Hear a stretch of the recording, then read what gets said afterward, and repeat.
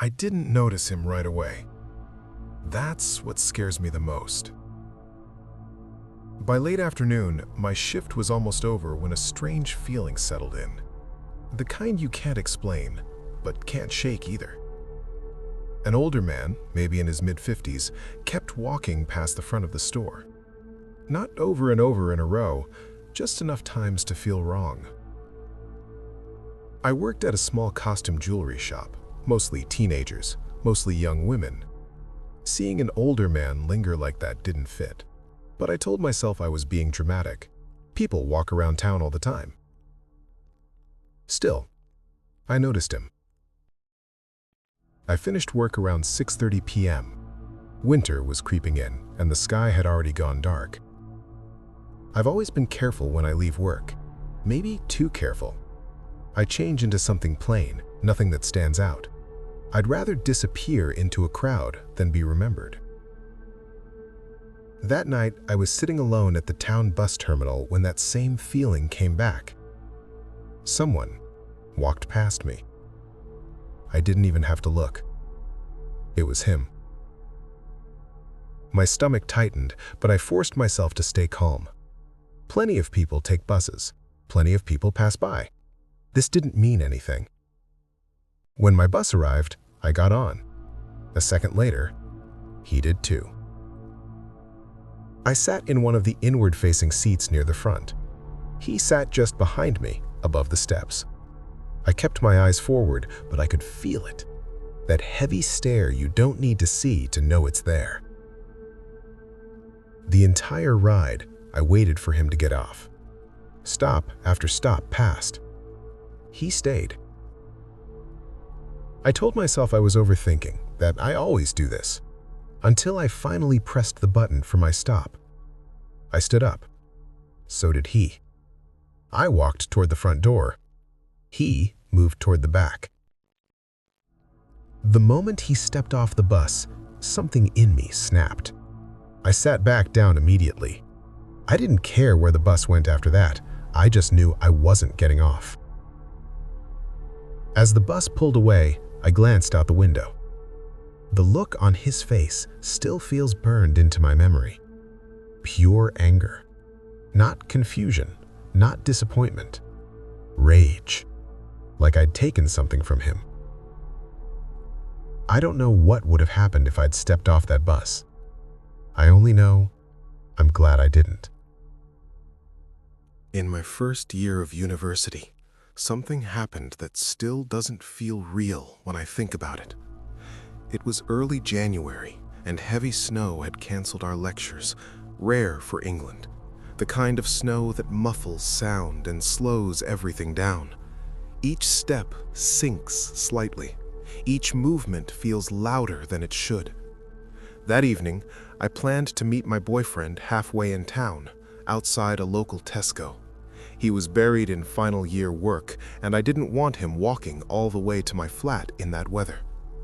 Around 6 p.m., I left my building and started down the long road that ran between the university and the backs of houses. It was technically a road, but it felt like an alley, narrow, quiet, poorly lit. I'd walked it so many times before that I didn't even think twice.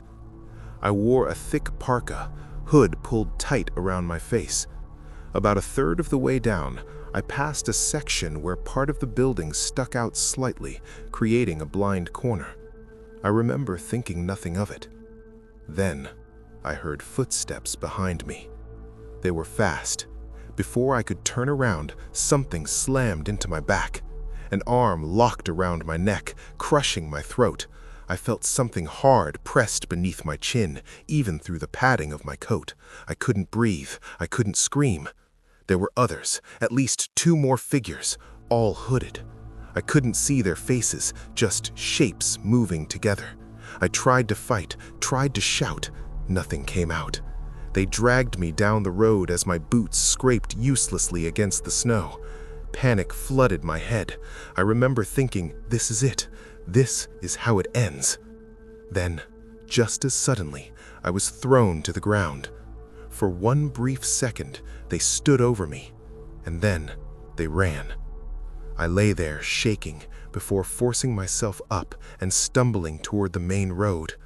Only then did I realize my bag was gone. My phone and wallet were still on me, thank God.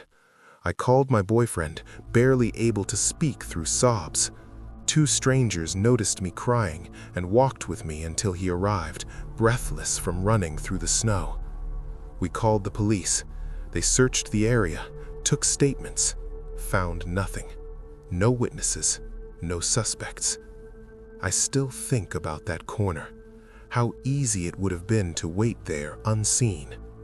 I'm careful now, more careful than I ever wanted to be. I've never liked the New York City subway. It's crowded, loud, unpredictable. It presses against every nerve you have. One Sunday evening, my sister and I were heading home after a fundraiser.